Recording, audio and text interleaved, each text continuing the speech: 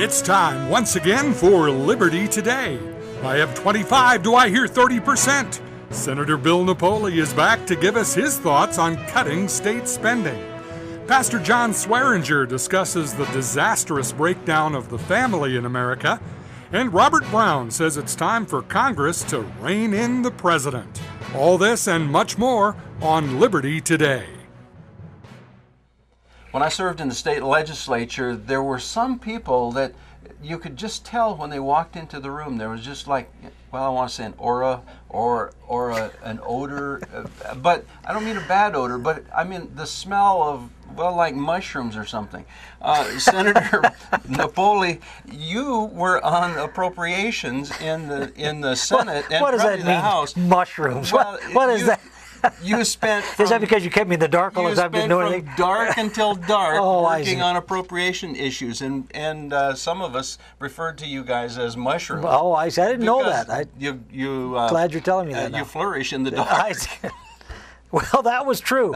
You know, all you lucky guys got to come in at 7 in the morning, and we started at 5, and then you got to go home at 3 in the afternoon or 4 in the afternoon, and we worked until 8, 9 o'clock, 5 days a week. Some of us took a little nap in between. Oh, there. yes. We never got any of that privilege. No, Senator Napoli worked on appropriations, and seriously, that was a committee that I just prayed to heaven I would not get assigned to, because you want to talk about where the real work goes on. Oh, boy. My Lord. Well, let me tell you a story. They put me on appropriations, and I absolutely refused to go. Refused to go. And they said, we're going to put you on appropriations kicking and screaming or not. And so I went to appropriations kicking and screaming like you couldn't believe. And I just refused to get involved. The third year, when it was time to go back to appropriations to be appointed to the committee, they didn't appoint me. They said, You'd created too much trouble. I created too much trouble. And they said, well, he's not going back to appropriations. And I said, I'm going back whether you want me to or not. I'm going to be there whether you put me on the committee or not. I'm going back to appropriations on my third year. And Senator Apa, who was the chairman at the time, said, I want Napoli back. And so they brought me back for the next 2 years.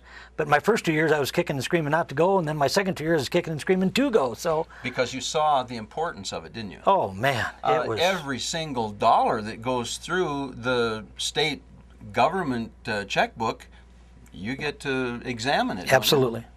That must have been a challenge, to say the least. It was an incredible learning experience, and I wouldn't have traded it for anything.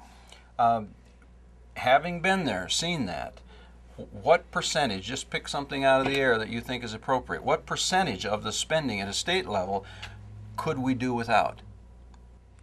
If we really wanted to tighten our belt, we could cut 25% and not hurt anybody. Okay. I really believe that. A fourth of all the spending. Now, in South Dakota, we have a $4 billion budget. You're saying we could cut $1 billion? We could. I want to get on board. Are you sure you're not running for something? No, I'm not running for anything. But having seen the numbers, having gone through those departments, page by page, book by book, chapter by chapter, there could be huge cuts in those departments, and we'd never feel it.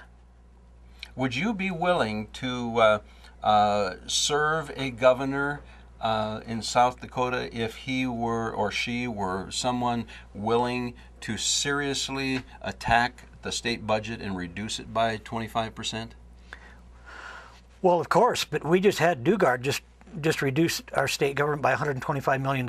And added it back the next year. But he reduced it. You got to give him credit for that. You know, that was a really difficult thing to do. That's like Obama saying he's created 8 million jobs while all the while we're losing jobs. Well, you just make as much fun of him as you want. But the moral of the story was good old Mike Rounds, Mr. Conservative, left him with a $125 million deficit that he could not ignore. He had to do something about it that year. And he did. Now, he may have had plans to put it back the next year, but that year he was in a box. He was stuck. He had to cut $125 million, and he did. So that proves the point that it's doable.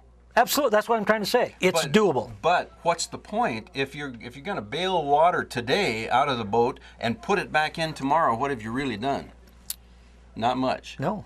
So you're saying that 25% of our state budget should be bailed out? I'm saying it could be.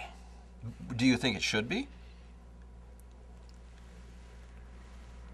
Absolutely.